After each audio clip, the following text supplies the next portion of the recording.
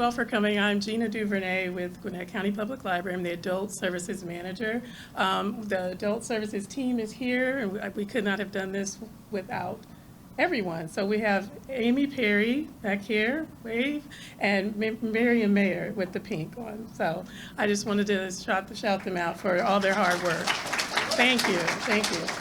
In addition to the Adult Services team for the library, we have partnered with the Duluth Fine Arts League, who is here in the back, and they have graciously sponsored this event with all of these wonderful refreshments. We have popcorn and delectable desserts back there, so please eat those, please, because they'll be left over, and you know what'll happen.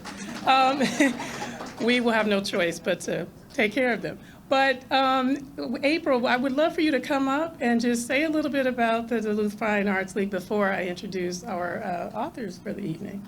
Thank you. Please give her a round of applause. Thank you. Hi, I'm April with Duluth Fine Arts League. The Duluth Fine Arts League was established in 2008 by our former mayor, Nancy Harris, and a group of interested citizens. Our organization is a 501(c) nonprofit, and any donations that you might be interested in making to us are tax deductible. Our mission is educating and engaging people in the arts, visual, performing, musical, and literary arts. There's an enormous amount of talent in Duluth and in the Gwinnett area, from painters to photographers, writers to musicians, actors to quilters, and everything we can find that resembles art. There's something for every person to enjoy. We have monthly meetings, and they're held at the Duluth Festival Center. They're on the third Wednesday of each month. We have a little social time that's starting at 6:30, and then our meeting is from 7 to 8. We always have a guest artist talk or demonstration, and we would love for you to come join us. So if you think you might be interested in joining our group, we have more information at our table in the back, or you're also more than welcome to just sign up for our mailing list and start learning what we're about. So, and please come have some refreshments before you leave. Thank you. All right. Well, we also have, what some of you have already very wisely found out, we have a bookseller on site. And this is Tamara here. She's the owner of the woman-owned, obviously, bookstore called The Bookseller, as in wine cellar. And she's located in Conyers. See, there she is. Hi. Thank you so much for being here. All right. I'm going to go ahead and read the bios, and we'll just jump right in. Our author for the night, we all came to see, is Colleen Oakley, and she is the USA Today bestselling author whose books have been translated into more than 20 languages around the world. She has won multiple awards, including Georgia Author of the Year and the French Reader's Prize. A former magazine editor for Women's Health and Fitness and Marie Claire, Colleen lives in Atlanta with her husband, 4 children, 3 chickens, and a mutt named Baxter.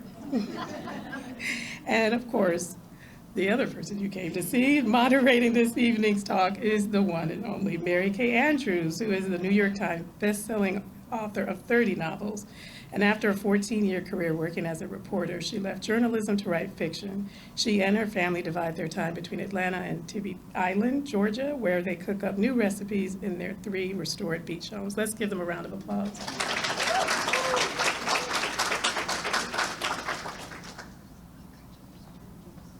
Am I on? Thanks for coming out tonight to see the one and only Co-Oak. We are here to talk about Jane and Dan at the End of the World. And so, Colleen, give us the elevator pitch for Jane and Dan at the End of the World. I would love to. Thanks for asking. Just want to say a few things first. First, thank you so much for coming out and doing this. Mary Kay Andrews is not only an incredible writer, but she is one of the biggest mentors and friends that I have in this industry, and she's so kind and supportive. So thank you. And then I also want to shout out a few other great Georgia authors that we have in the audience. One is right here in the front row. Grace Helena Walls just came out with her first book, and it's called Southern by Design. Isn't this cover gorgeous? And I've read it, and it's wonderful. I think did I blurb this one? Yeah. And it's so good. So everybody buy this from the bookseller. Go to her store and buy that book. And Lynn Cullen is here. Lynn, where are you?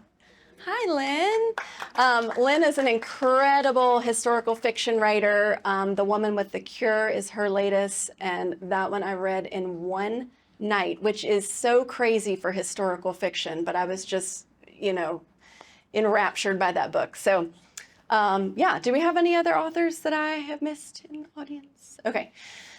So let's make sure we support our Georgia authors.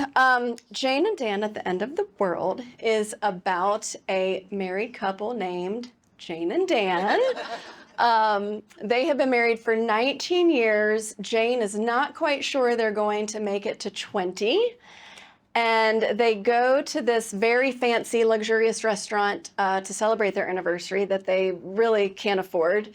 And before the second course even comes to the table, a group of eco-terrorists storms into the restaurant, takes the entire dining room hostage.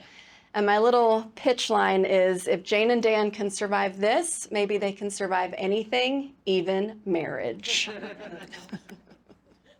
Okay, now, where you just told us, I'm part of an organization on Facebook called Friends in Fiction, and we do weekly Facebook shows interviewing authors. And the question we always ask, the second question after the elevator pitch is, well, what's the book really about, Colleen? Yeah.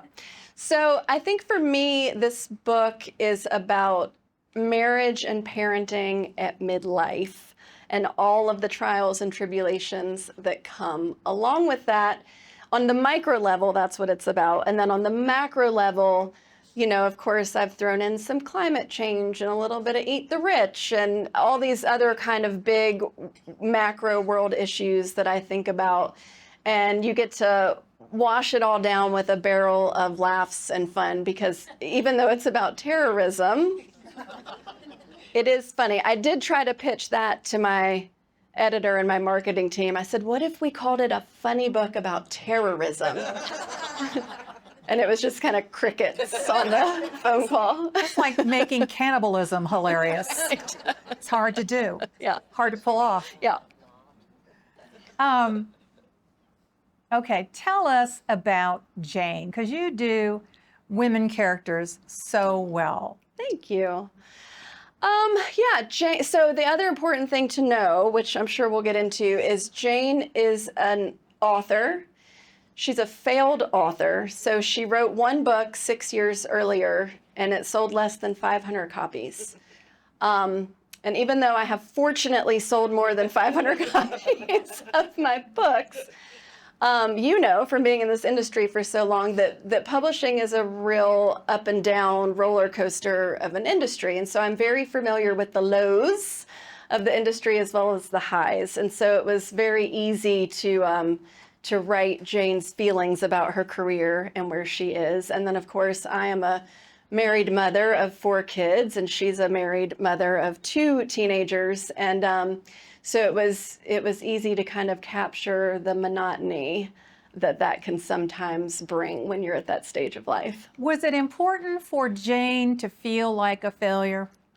Yes, I think for sure, because, she's in kind of a midlife crisis. Crisis is a strong word, but she didn't quite know who she was anymore. If she's not an author, and then if her children are about to leave and go, off to college, and then maybe she's not quite needed so much as a mother, and she's not quite sure about her relationship with Dan. And so she's kind of in flux about who she is as a person and in the world. But now, at dinner, you mentioned that Jane originally was not going to be an author. Tell me about Correct. that. Yeah, so when I first came up with this idea, should I talk about the idea? Let me talk about the how idea. I came up with the idea, and then I'll talk about Jane being an author. So I myself, I've started writing this story, about gosh, 4 years ago now, 4 years ago, I had just turned in my last book, The Mostly True Story of Tanner and Louise. And you turn in a book like before it comes out. I'll give you your $10 later. Before a book comes out, you turn it in like up to a year and a half, 2 years before it comes out. And so then you usually start in on your next book. And I had started to write my next book. I thought I had this great idea for a book, and I started to write it, and I only got about 3,000 words in 2 months, which for those of you who are not writers, that is bad. That is not a lot of words. And usually the first couple, 10,000, 15,000 words kind of come pouring out of you because you've been thinking about the idea and you're excited to write it. It's usually the middle that's the problem. And this one just was not going anywhere. And I kind of got that terrible, terrible writer feeling of, I think I'm writing the wrong book, which is an awful feeling, particularly when you're on deadline and you only have a certain amount of time to write the book. And you've signed a contract. And you've signed a contract and you don't want to give the money that you've already spent back. Nobody wants to see the Brinks truck pull up to the house. No. So I was kind of in this flux space in my writing career, like a little midlife professional crisis, if you will. And then in my personal life, and again, a crisis is too strong a word, but I was just, I'm a mother of 4, and I was going through the mountains of laundry and the carpool to tennis and soccer and the, constantly scrolling Instagram, hoping for that one piece of advice that is going to magically make your life easier. And so it just kind of, the monotony of it was getting to me, and it just kind of felt like there were no surprises left anymore. And then I was surprised. And my son, my oldest son, his name is Henry, and he was 11 at the time. I've always said, is way more mature than my husband and I. Like, he's one of those kids that just came out as an old man. Really wise, reads the news, like asks questions about geopolitics that my husband and I cannot even possibly understand the question, much less answer. And so he was at this time, at the age of 11, very concerned about climate change, like having a lot of anxiety about it. He was reading all of these articles, and he loved animals and, was very concerned about their future. And so we were having a lot of family conversations about it, and about being responsible, for the earth. And so one day he came into the kitchen when I was cooking dinner, and he said, "Mom, I've got the solution." He said, "We just have to blow up the entire earth and everybody in it and start over because we don't deserve it." And as a mom, my sweet 11-year-old who doesn't have a violent bone in his body, I was just shocked. And then I thought, what a great book idea. Thank you. Because I just couldn't remember the last time I had felt that passionate about anything. I used to when I was a teenager and in my 20s and worried about the whole world, and I couldn't remember the last time I'd felt that way. And I loved the juxtaposition of Jane, my main character, feeling the way I was feeling, just trying to get through the day and trying to find the will to go to the grocery store. And this eco-terrorist group who is hell-bent on doing anything they can to save the world. And so that's where the kernel of the idea came from. Now, Jane being an author, so I had this idea, and I had Jane and Dan at the restaurant, and I had the eco-terrorists, and I had written like 30 words, and it was just flowing out of me, and I was so happy.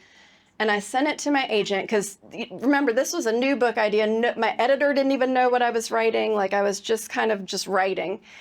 And so I sent it to my agent, and I was like, "I've written the funniest book." I was like, "You got to read it," and I send her 30,000 words, and she reads it and calls me and goes, "This is not funny." No, that's the death knell. Oh, it's awful. And I was like, "Oh no. Oh no." She's like, "I see, there's good parts, and I see, but this is not funny." And so then I had to go and think, okay, I have not elevated it to the funny. And it took me some weeks and a lot of thinking. And that's when I landed on Jane being an author. And this is not a spoiler because this is on the back.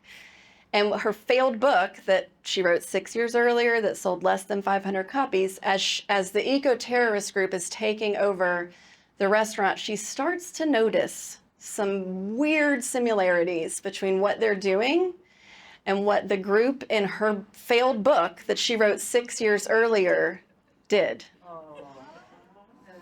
Which means if they are following her book, she's the only one that knows what's going to happen next, and she's the only one that can stop it. And I do think I told my mom the second I got that idea, and she started hysterically laughing, and I said, okay, now it's funny. Would she have told you if it wasn't funny? Probably not. My mom's too nice. My sister would. Yeah. So I don't tell her things I have first. a sister like that. Yeah, I have a sister like that too.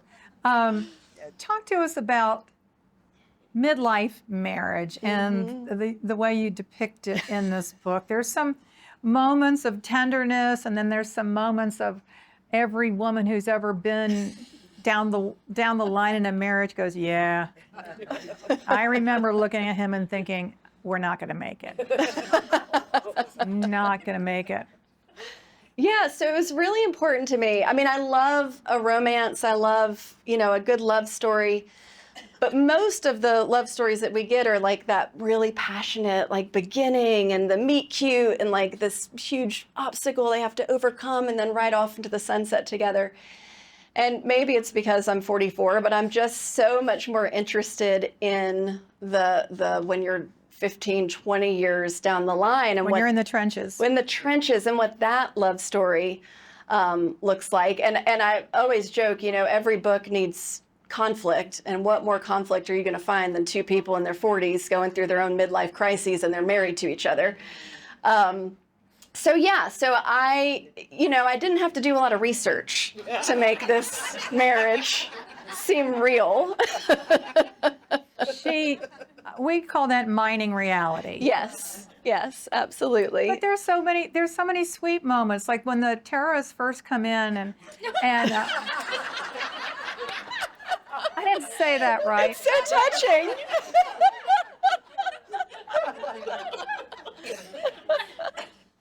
Dan is reaching over to her, and he winds his pinky around hers, and you're thinking, that is so sweet. And she pulls away. That's reality. That's reality.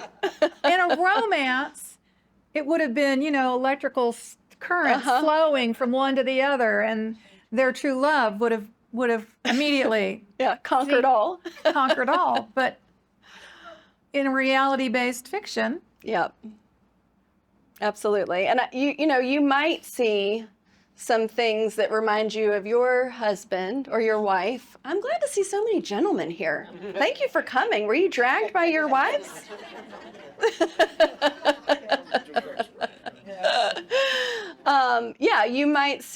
You might recognize, because I do think there are just some mainstays in things that annoy you about your spouse. you think? So I think you might recognize some things if you've been married for some time. Okay, so Jane and Dan, Dan early on says to himself, Jane can handle a catastrophe. And we were talking at dinner about which are you in your partnership? Yeah, so the kids always say, and this is true, Fred is the logical, he's like this constantly, just very steady, you can count on him.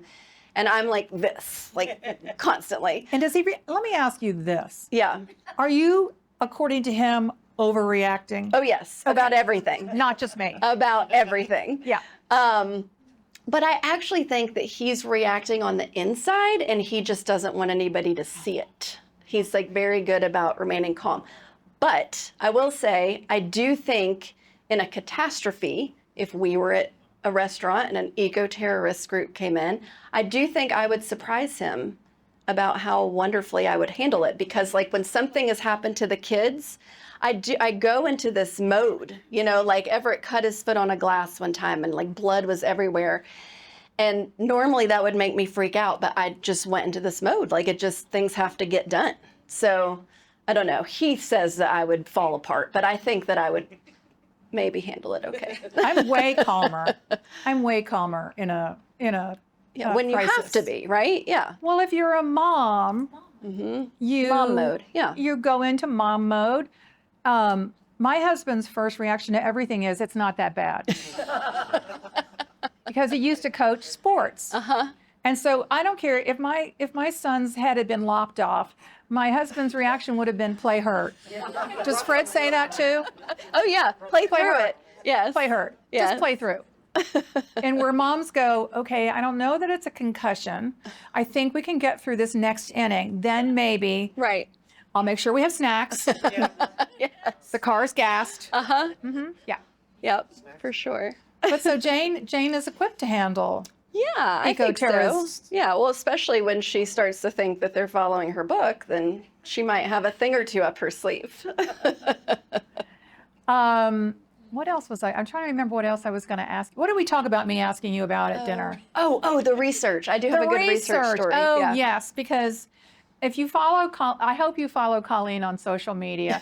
I love it when she talks about fancy dinner. So tell us about how fancy dinner with your band of closest friends, how Yes. does that work into the plot, the setting of a book? Yeah, so I do love fancy dinner because I love to cook and I love to host. That's how I show people That's my what love. I like that too. Yeah, I know, because your amazing cookbook. If you don't have Mary Kay Andrews' cookbook, definitely get it. Yeah, so I call this, I do a fancy dinner every Christmas, and I invite, I can only fit 14 total. We my husband has literally built an expansion for the table that we use one time a year because fancy dinner is so important. But now it's gotten so big, like friends clamor for the invite and they're like, what do I have to do do I need to bring flowers? Like, how do I get the invite? So we love to do fancy dinner. But I had to go to a fancy dinner to research this book because they are at this 3-star Michelin luxurious, very expensive restaurant. And so obviously, I mean, book research, just to be responsible, I had to go try one of these out. So I went to, I don't know if any of you are familiar with Georgia Boy. Have you been there, Mary Kay? I think I have. Yeah, so it's Southern Belle is like the main restaurant in like the Virginia Highlands area. And then Georgia Boy is in the back of the restaurant. It's right in the same shopping center as Plaza Theater, right? Yes, yes. Okay, yes, I have been there. Yes. Very So- confusing menu. Yes. So what they do is you make a reservation for a seating, and they only do 2 seatings per night, and you're at a table with 8 people in the kitchen watching the chefs cook, and then they bring out 15 courses, and they pair it with wine and beer. I mean, it is over the top. And of course, each course is like perfectly plated and ridiculously fancy. They had like these wax candles that were actually butter, and they lit them and you poured the butter out for your bread. I mean, I'm telling you, it was over the top. Totally not something, A, that my husband and I can afford, and B, that my husband would ever care to do. Like, he was so concerned as these plates were coming out, like, we're spending all this money, and then am I going to have to go get a cheeseburger afterwards just to get full? That was my husband's reaction too. Yes. So we had gone with my best friend, Jamie, who makes a ton more money than I do. She could afford it. And her husband. It was Jamie's birthday.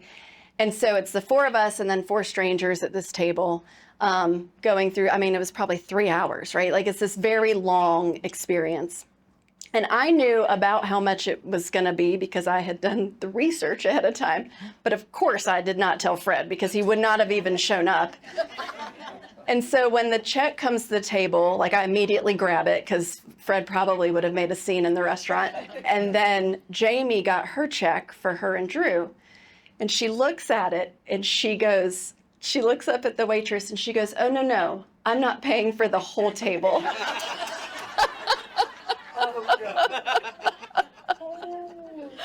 And the waitress said, no, that's just for you and your husband. So needless to say, I wrote it off on my taxes and I will never go back there again. Yeah, I mean, for us, I can remember my husband looking at the tiny, the portions were just Oh, so exquisite, small. but they were like wonton size. And my husband's like, are we going to Krispy Kreme after this? Because Yes. But it really did help with the book because the book is that, I mean, the restaurant in the book is called Le Fin du Monde, and it is that level of fancy. And there's some fun little details, like you get an email when you make your booking and they ask you not to wear perfume because they don't want it to interfere with the sensory experience. I mean, it's so pretentious. And so that kind of stuff was really helpful for the book. talk about the rest of the setting of the book. Yeah, so the book is set in California, and the restaurant is set high up on this cliff, and it takes like an hour and a half to get to on this windy road. And there's only one way in and one way out of the restaurant on this road. Which is necessary for plotting It's necessary. purposes. So that is the thing, like with a setting of a book, sometimes that comes from what you need for the setting. So I needed them to be completely isolated in this restaurant where the police couldn't just show up, right? So yeah. And did you go to California to research? I've been to California a few times, so that was, easy to kind of You couldn't. put the vibe. You couldn't really justify a trip to California. No. Just No, not after that dinner. Yeah, my husband was like, "That's the end of book research." so you could say, "Oh, honey, we need to go to French Laundry No, in Sonoma." No. no, No. no. I had to look at that menu online to get inspiration. Okay, so you've got teenagers in this book, but you don't really have a teenager yet, do you? I do now. So Henry is now 14. Oh, and I should probably say he's a very well-adjusted 14-year-old. He is passionate now. He is passionate about recycling, but not eco-terrorism, for all of you who are concerned. Yeah, so he's 14 now. He was 11 when I started writing the book. Interestingly, I think, I am the kind of person that catastrophizes. I stay awake being anxious about things. And so part of Jane's whole thing is that her oldest daughter is going to college, and she is feeling a lot of grief about this. And obviously that, lends into who she is as a person and if her children don't need her anymore and all of that. And that was very easy for me to write, because even at 11, I have like anticipatory grief about my kids leaving. You did that with Tanner and Louise too. Mm-hmm. Because Tanner's living in the basement in squalor. Yes. So, I do worry about my kids living in the basement in squalor. Each of your books, I haven't read everything, but they're so wildly different each time out. Yeah. Tell me, is that by design, or you just have that freaky mind? Well, both. I always joke and say, and it's really not a joke, my publisher probably wishes that I would stick with one thing and, keep doing it because it would be easier to market. But it's hard to kind of box me into one genre.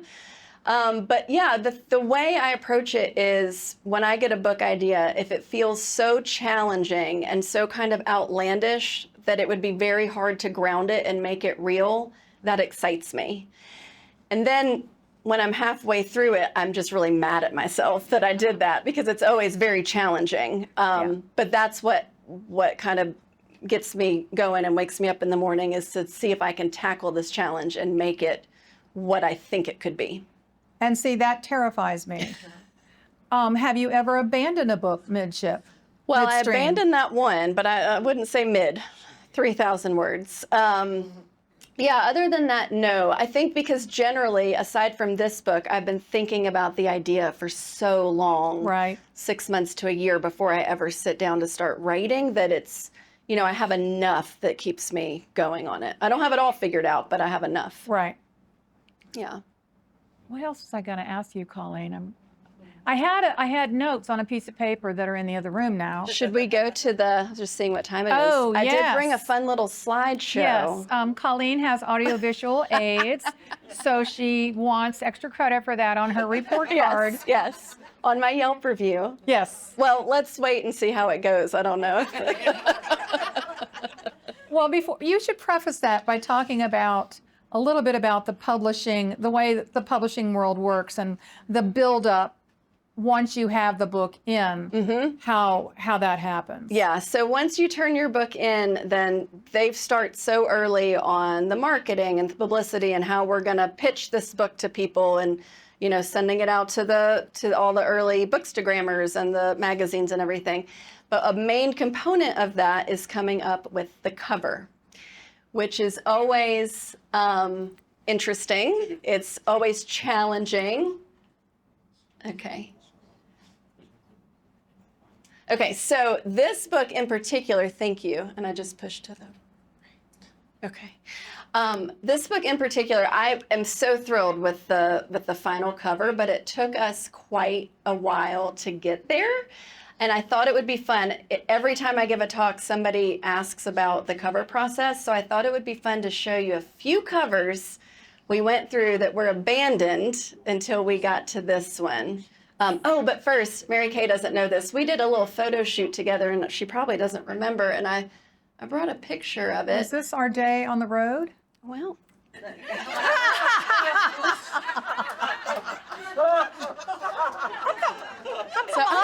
How come I get a mullet? I don't remember where we were, just very casual, and somebody snapped a photo. Yeah, because I wear a lot of Daisy Dukes, and I do have a mullet. I am never doing anything with you again, Lisa. So the first book cover I'm going to show you is the very first one they sent me, and I'm not kidding when I'm telling you I thought they were trolling me. Like I immediately sent it to my agent and said, "What?"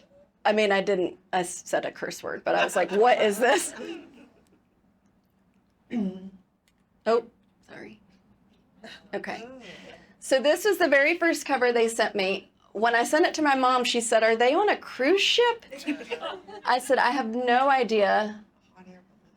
Yes, and the lines, right? So I had to ask. I said, is it like marionette strings holding up the table? And they said that was the window overlooking. And once they said that, I was like, okay, I don't think this is working.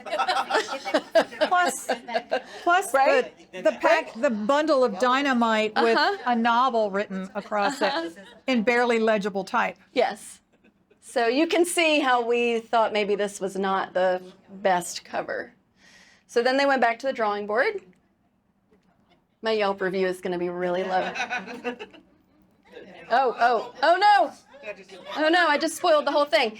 So this one I thought was darling, but I felt like it was like a Emily Henry rom-com and didn't quite capture what the book was. But I thought it was cute. And you still can't read the words a novel. Okay, so we went. Looks like they're trying to hatch something.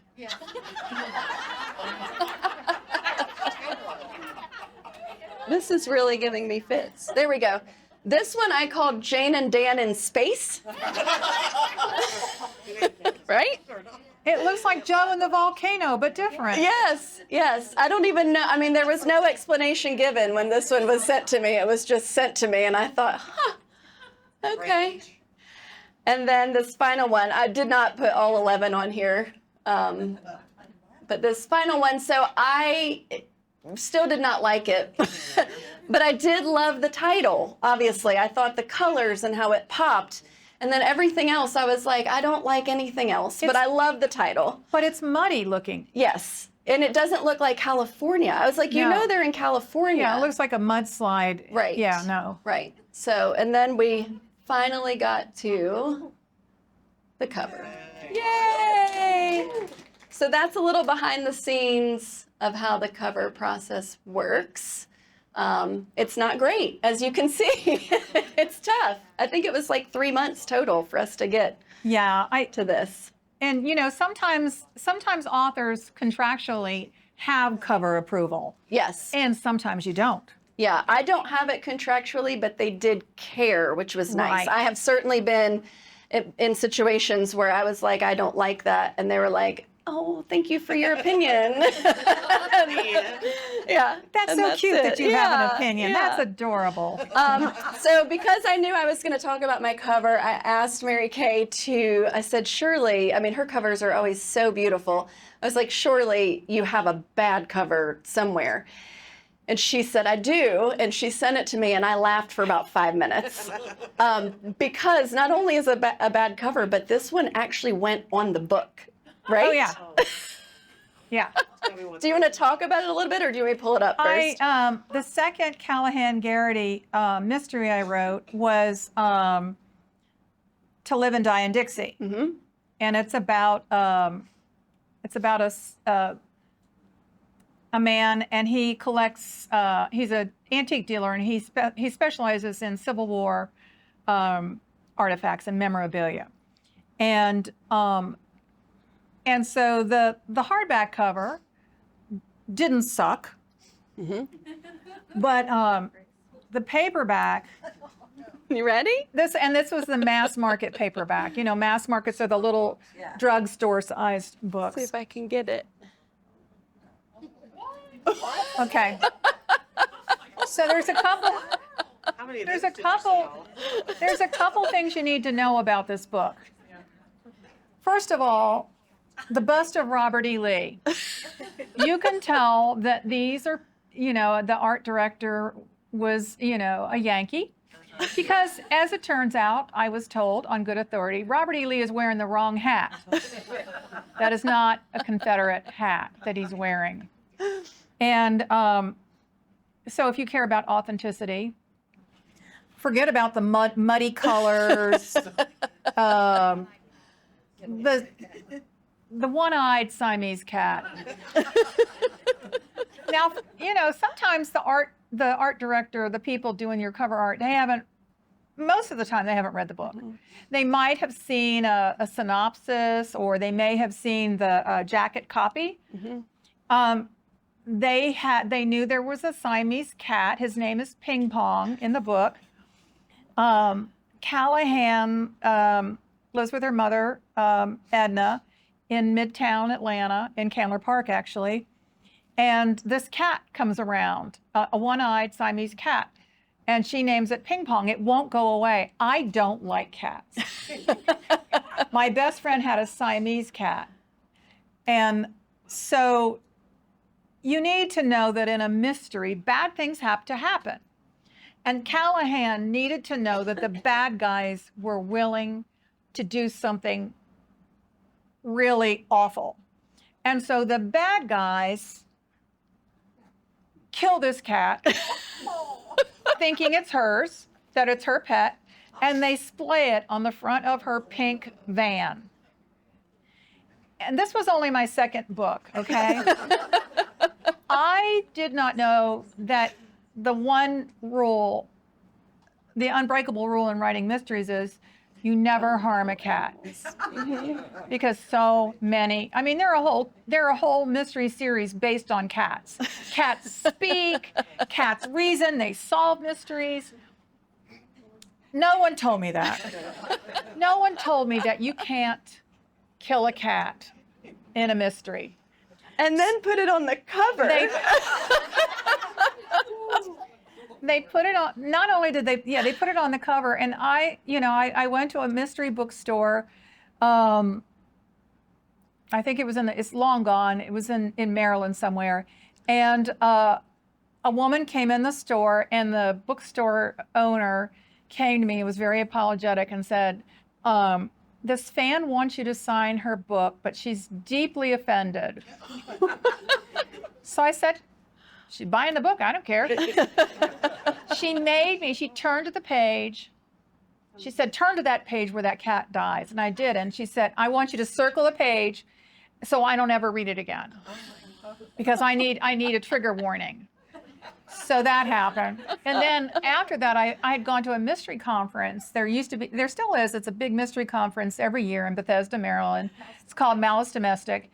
And some, in the mystery world and in genre fiction, actually, women authors, we are a sisterhood, right? Yep. We will tell each other, girl, your dress is stuck in your panties. You got to fix it. We will tell each other this stuff. And, a very, very popular, she wrote really funny mysteries, Joan Hess. She chain smoked and was a heavy drinker, I should say. She said, "You can't kill a cat." No one told you you can't kill a cat. Don't ever do that again.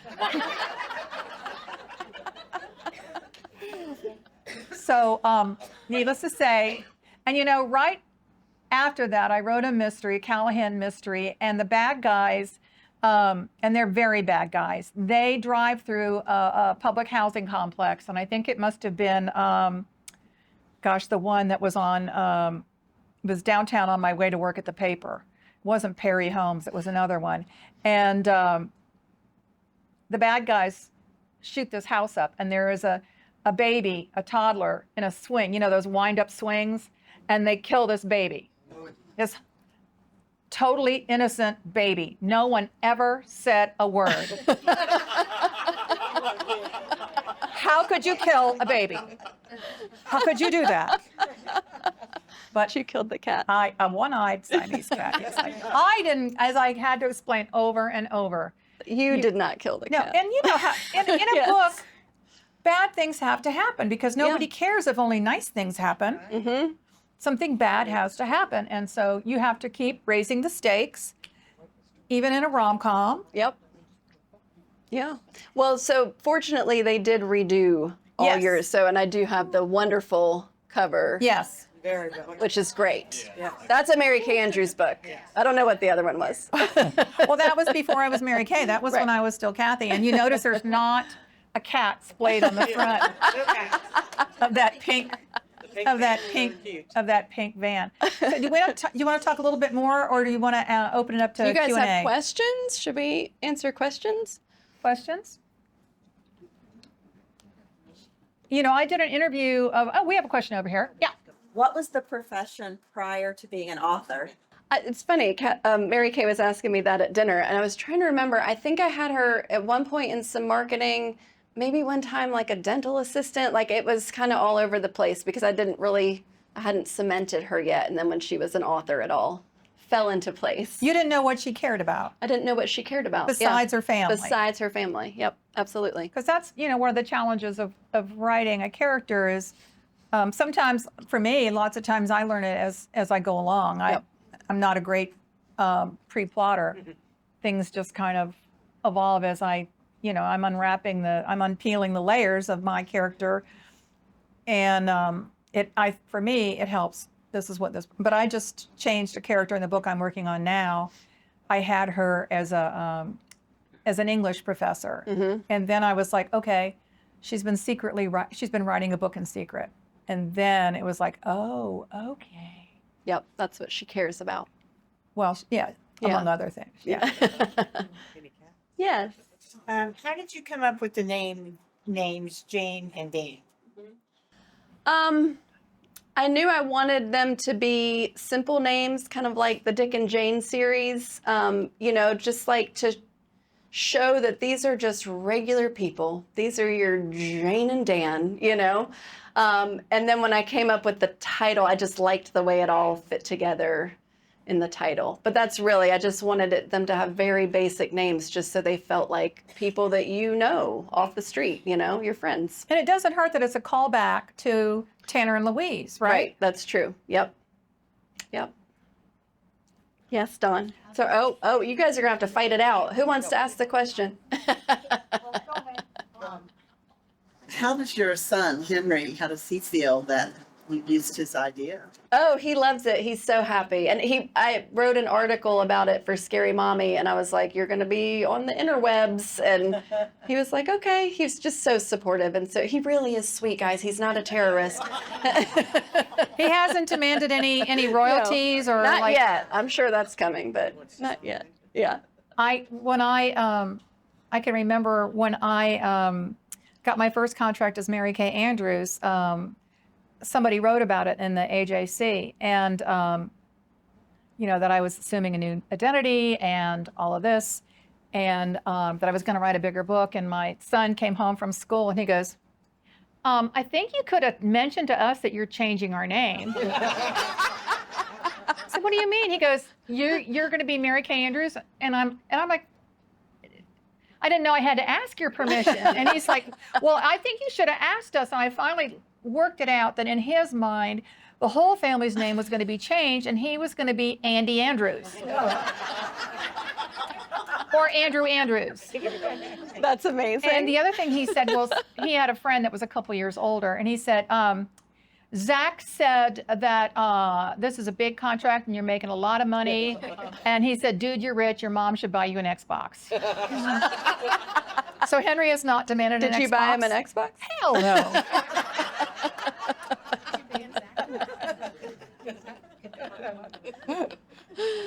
Oh, I have not.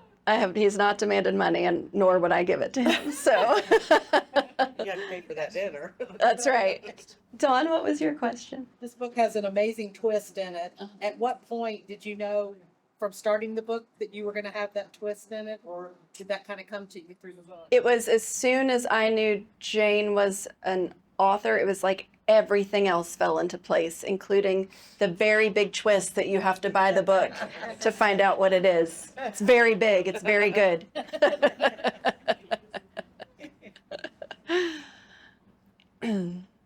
Yes. Your titles, and I've only read the Taylor movies, and now I'm seeing that your titles are very similar. I'm similar, like almost like They're headliners. very long. But they're almost headliners. And I'm wondering, is that a pattern that you're trying to like in a series, or is it just happens?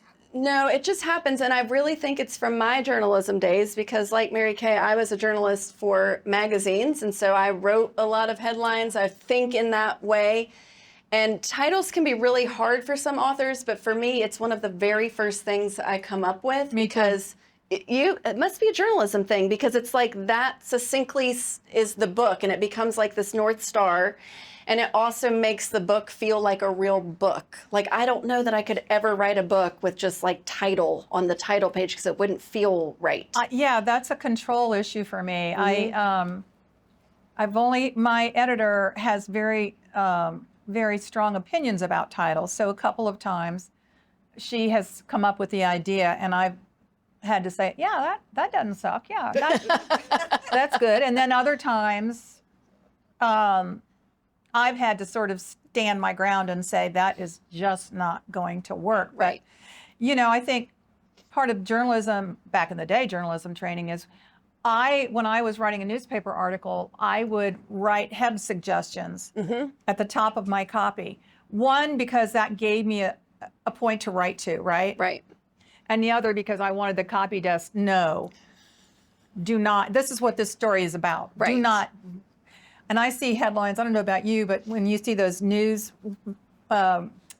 digests, when you open your phone in the morning, and some of the headlines, I can't even imagine. It's like, giant octopus eats unsuspecting tourist on boat in Tahiti.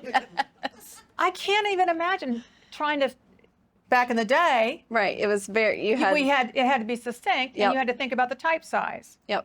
So, if it was a big story, it might be a 70, the resurrection type back in the day was a 72 point, that's like Kennedy shot size. Yep. And so that's just one of those. Have you ever had them try to force a title on you, and what was it?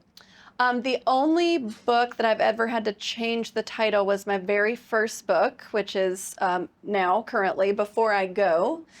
My original title was The Replacement Wife, and the only reason we had to change it is like right when the book sold, another book came out either called The Replacement or The Replacement Wife. I mean, totally different book, but so then we had to change it. But I came up with Before I Go, and it was a really great process. But I have heard horror stories from other authors who are forced into titles that they don't want. Forced into covers they don't want. So yeah, I've just been lucky in that regard for sure. Yeah. Was reading a big part of your life growing up, and was there a book that made you want to be a writer? Yes, reading was a huge part of my life. My mom, wave mom. My mom is a huge reader. When I was very little, she volunteered at the library, I think, to just get out of the house and away from us. But she, jokes on her, 'cause she had to take us with her.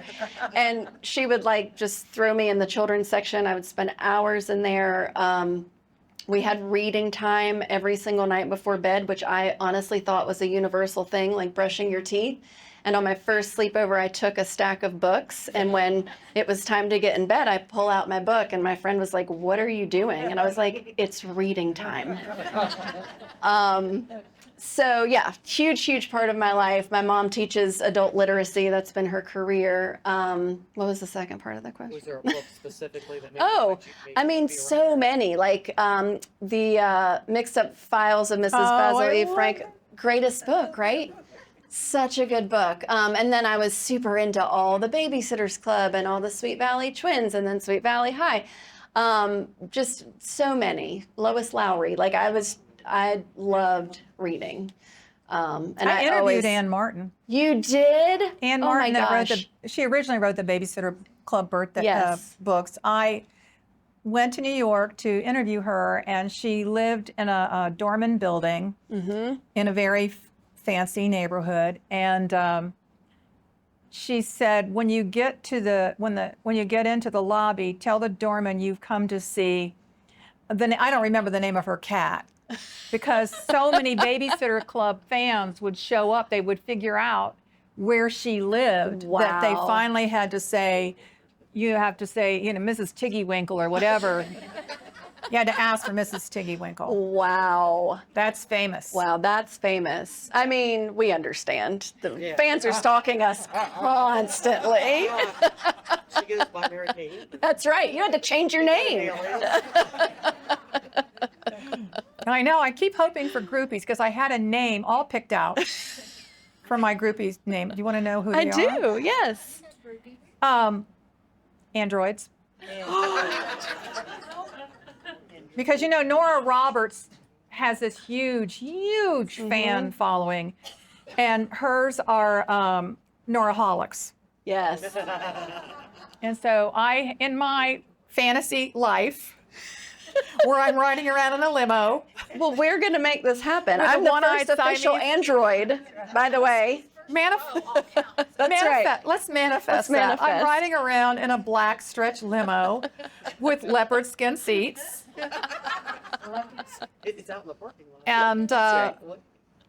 yeah, and the androids, there's a security guard that has to bat away the androids. I love it. What's your fantasy? What's your writer fantasy? Oh, writer fan. Okay. We're in a library.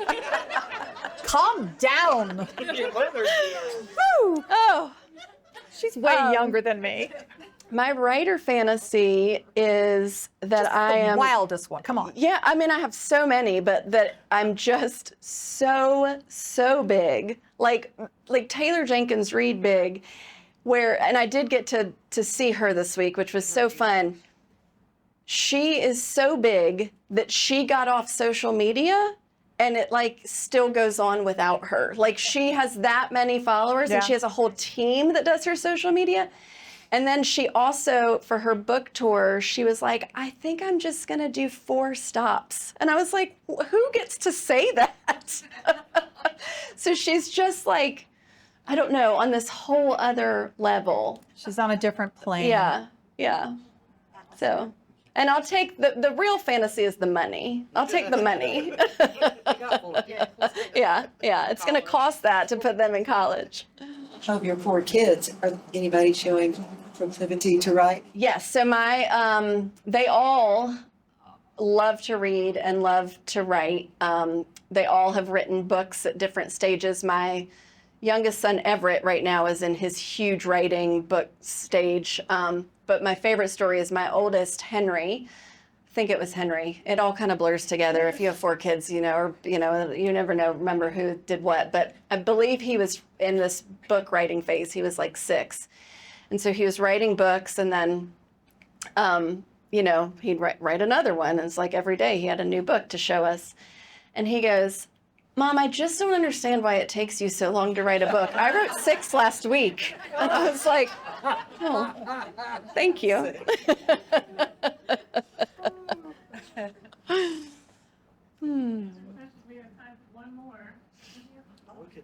I'll do a follow-up. So you said 3,000 words in several months. So how long did it take once it started happening? Oh, so this book took me about 2 years from start to finish, which is longer. It's generally, I'm about 1.5 years, which is still slow than Miss Fast Writer over here, churning them out. But yeah, so that was long for me, but it's about 1.5 years for me for most books.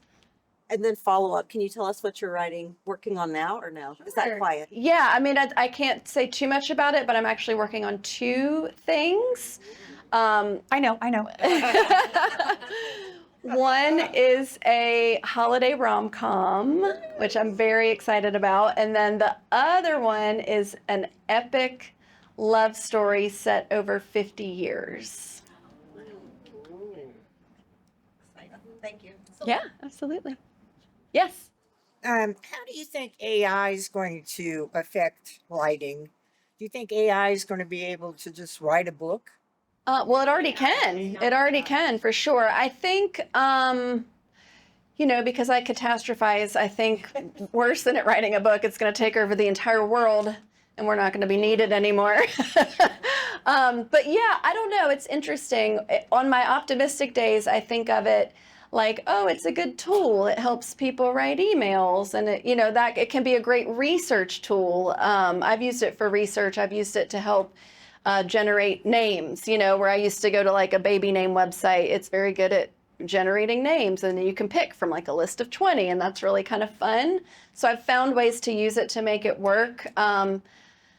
I don't know. I don't think that it can be a replacement for human creativity. I like to think that it can't be a replacement for that, because it can really only do what's been done before. And so while it might be able to churn out a book like Jane and Dan, because it's then been fed the idea of Jane and Dan, it can't come up with what the next Jane and Dan would be. Does that make sense? What do you think? I am not, I just can't go there. Yeah. I have other bigger things to worry about, and it is frightening to comprehend. And I think a bigger problem is piracy, book piracy. Yes. That someone can scan the pages of your book, slap a cover on it, and sell it online. Yep. And you have no power. I mean, by the time your publisher gets a cease and desist letter, it's like whack-a-mole. But and people will say, oh yeah, I read it, I bought it off this site, and you're like, that's a pirate site. Do you understand? Yep. That the people that wrote that book and put all that work into it, that you're basically taking money out of their pocket, and they're people who don't care. Yep. That to me is that's more real and pressing right now. I should be catastrophizing. No, you shouldn't. It's awful. We'll get on a text chain about that. Yes. This is why you should, patronize places like the book Yes. fair, or come to the library, right? Oh, wait. Picture. We'll take a picture. Oh, yeah. Barbara is coming up with Okay, she's going to stand there. Wait, we have to take a picture. a photo. And Okay. We'll set up for the book signing. Well, while we're setting up for the book signing, please take a midnight snack. Okay. Okay, If you everybody have a hold book, up the hold it book. up. Do you want me to do a video? Yeah, sure. Everybody cheer. It's a video.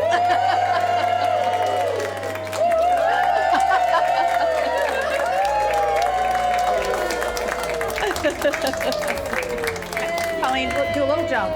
Oh.